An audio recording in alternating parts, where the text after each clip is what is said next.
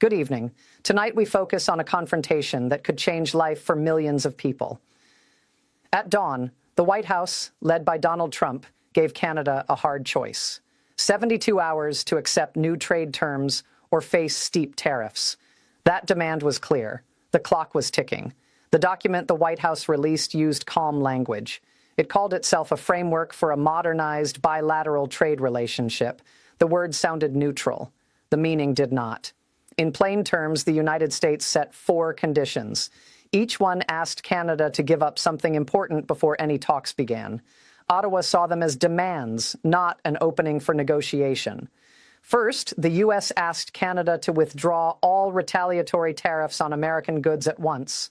That was not a gesture of goodwill to start talks. It was a precondition. Canada would have to remove its entire countermeasures package before a single formal meeting took place. Second, the U.S. wanted firm pricing promises on energy exports: crude oil, natural gas, electricity. The demand read like a request for guaranteed prices. Ottawa quickly noted what that would mean. It would put foreign limits on how Canada sells and prices its own resources. Third, the United States asked Canada to accept permanent tariffs on steel and aluminum exports. Reduced rates, yes, but permanent. That would enshrine a barrier as a lasting part of trade between the two countries. Fourth, Canada was asked to make its food and farm rules match American standards immediately. Not a gradual alignment, not a negotiation. A full adoption of U.S. agricultural and safety rules as a baseline for Canadian law. Put together, these demands would reshape how the two countries trade. They were not small changes. They were structural changes. The move would hit families and towns in real ways. Inside the White House, the move looked bold. It was meant to force a quick choice. The administration framed it as a step toward a fairer deal for American workers. The phrasing aimed to make the plan sound modern and cooperative. But the content was heavy and immediate. Ottawa moved fast. At a packed press briefing, the answer arrived in under 3 minutes. The response was short. It was clear. The reply came from Mark Carney. The man at the podium spoke only a few sentences. He stood calm. He spoke with steady pace. He said Canada would not surrender control over its laws or its resources before talks started. He said Ottawa would not accept price controls on energy set by another government. Then he stepped away. He answered no questions. He walked off camera. That moment changed the fight. The message was simple. Canada would not give up sovereignty to start a negotiation. It drew a clear line. And that line was meant to bind future choices. It made it politically costly for any Canadian leader to accept the same terms later without strong public backlash. Washington reacted quickly. The president called the rejection a big mistake. Officials called Canada ungrateful.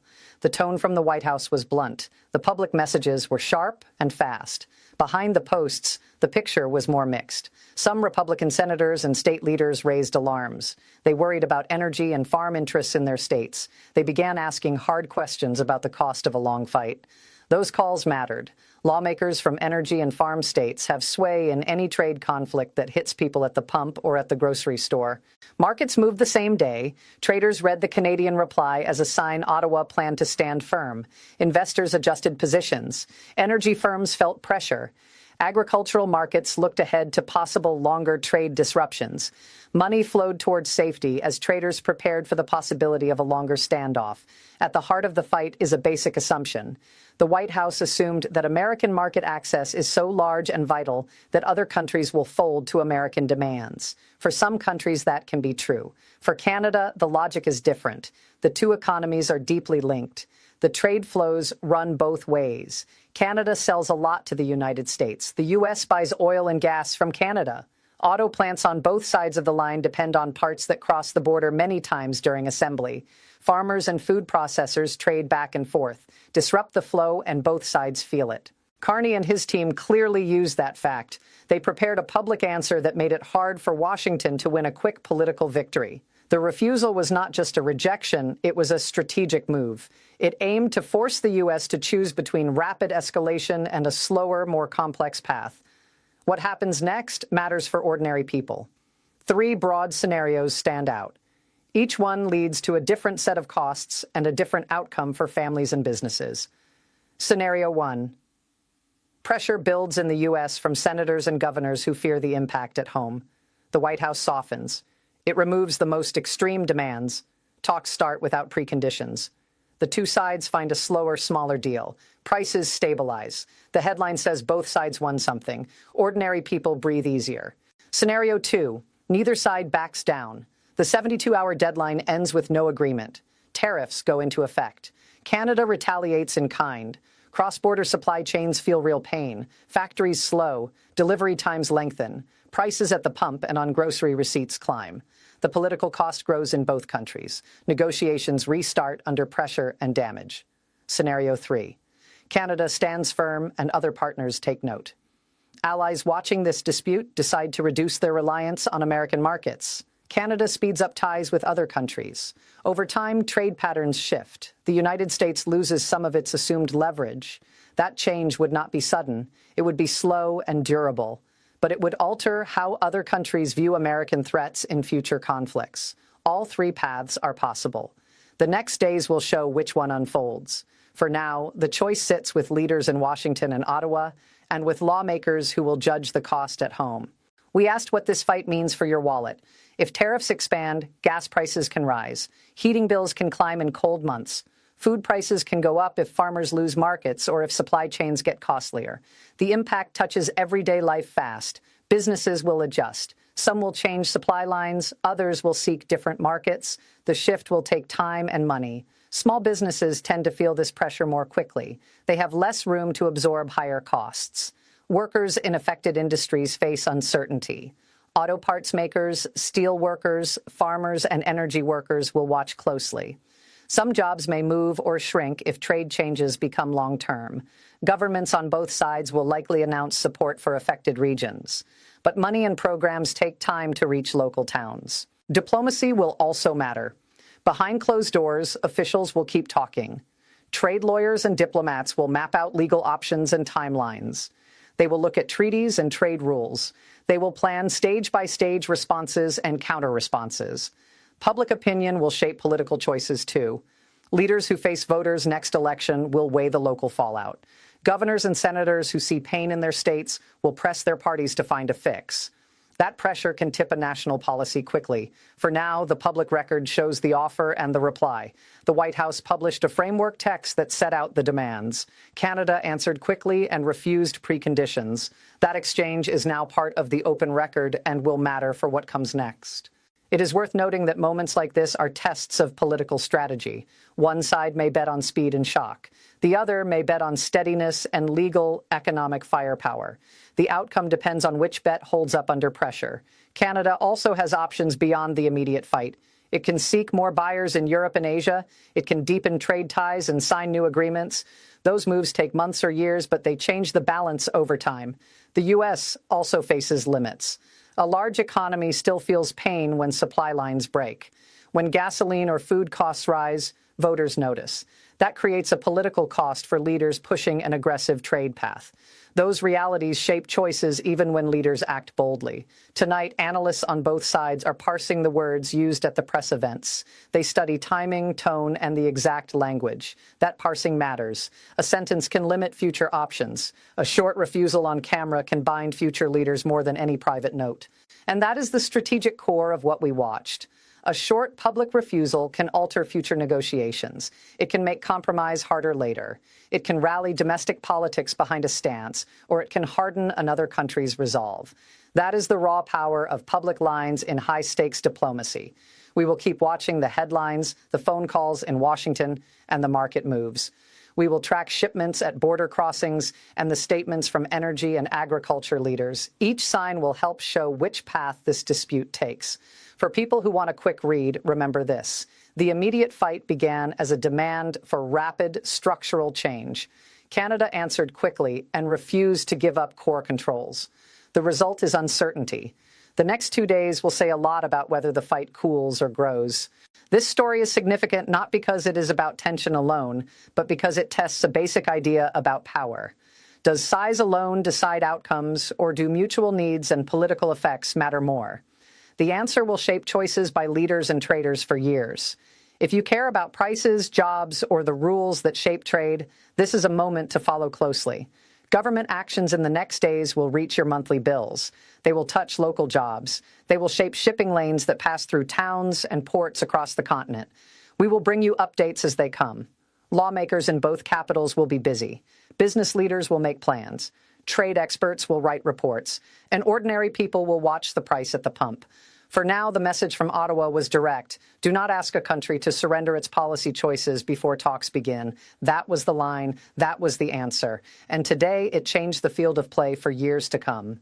Let us look closer at energy. Canada supplies a large share of oil and gas to the United States. Many refineries in the U.S. rely on Canadian crude. If tariffs hit energy, the cost of fuel can rise quickly. Higher costs at refineries mean higher prices at the pump. Heating bills can rise too. That affects families in cold regions most of all. Energy companies also plan investments on long timelines. They build pipelines, terminals, and refineries with decades in mind. Uncertainty from trade fights can slow those investments. When projects delay, work slows and jobs stall. Local towns that depend on energy jobs feel that change sharply. Next, the auto industry. Cars today are built on parts made in both countries. A single vehicle can cross the border many times during assembly. Tariffs that raise the cost of parts change the math for factories. Automakers may pause lines or move work. When that happens, factory towns feel it quickly. A small change in tariffs can shift where a part is sourced and where a job sits. Supply chains are not just big business problems. They touch local shops, delivery services, and many small firms. Trucking companies move parts and goods across dozens of border points every day. Longer waits at crossings raise costs. Delays also hit schedules that retailers and factories expect. Small delays add up to big extra bills over time. Farming and food markets are also in play. Canada and the U.S. trade grain, meat, dairy, and processed goods every year. Farmers price their production based on known markets. A sudden change in access can cut demand and lower farm prices. Lower prices can harm farming communities and lead to calls for government help. Higher costs for imported feed or equipment can add new pressure too. Steel and aluminum are more than raw metal. They go into cars, pipes, machines, and buildings. A permanent U.S. tariff on those metals changes planning for manufacturers. It can make steel cost forecasts less certain. Builders and machine shops then plan for higher bills. That can delay projects and raise costs for construction and repair. Regulatory rules on food safety and farming affect what farmers can grow and how processors operate. If one side forces the other to adopt new standards, companies must change labels, processing lines, and testing. Those changes take time and money. Small processors can struggle. That raises pressure on local producers and their workers. Legal steps matter too. Countries can take disputes to trade bodies. They can file complaints or seek waivers. Legal fights are slow. They can take months or years. In the meantime, tariffs can be live and costly. That is why many governments try to solve big trade fights through talks rather than long legal battles. Beyond this fight, leaders face political risk. A sharp tariff that raises energy or food costs can change voter opinion quickly. When bills rise, voters notice. Lawmakers from affected regions will respond. They will press leaders to change course. That dynamic can bring fast political pressure even in large countries. What do experts say about these moves? Many analysts warn that rapid shocks are dangerous. Quick demands can lead to fast headlines. But slow, careful negotiation can often preserve trade ties while addressing real concerns. That is the balance leaders try to strike. Push for change, but avoid breaking the systems people rely on. That balance is hard when leaders want to show strength.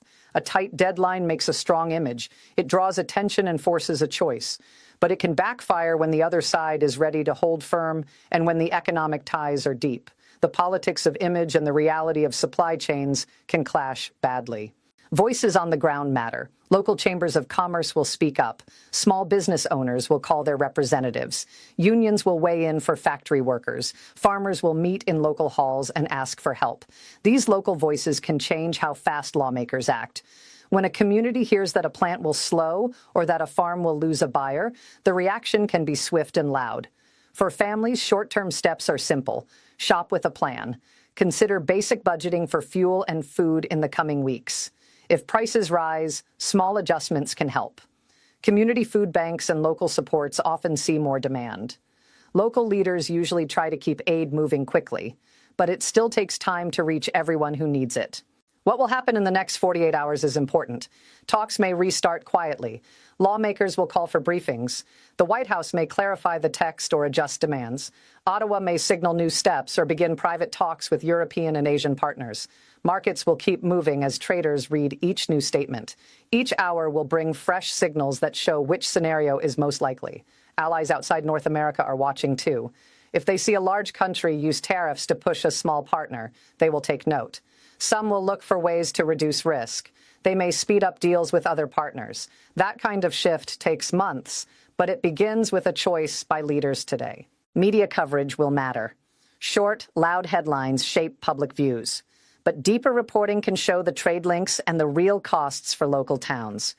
That kind of reporting helps citizens and lawmakers weigh trade-offs with facts. We will keep offering clear, steady updates so you can follow how the situation changes. If you are a business owner, start planning now. Talk to your supplier and check alternative sources. Update your legal and trade advice. A quick plan can save money if tariffs hit. If you are a worker, stay in touch with your union and local leaders. Many regions set up rapid response teams to help workers when trade shocks hit. This is a live and evolving story. The next moves will not only set trade rules for the weeks ahead, they will shape how countries use economic pressure in future fights. That is why a short, public reply matters so much. A clear, calm answer can change the field of play for years. We will bring those changes to you as they happen. Tonight we watched a test of wills that reaches far beyond speeches. It is a test of trade, politics, and everyday costs. Leaders can choose hurry or caution. They can choose pressure or patient talk. Either path brings consequences you will see on bills, in jobs,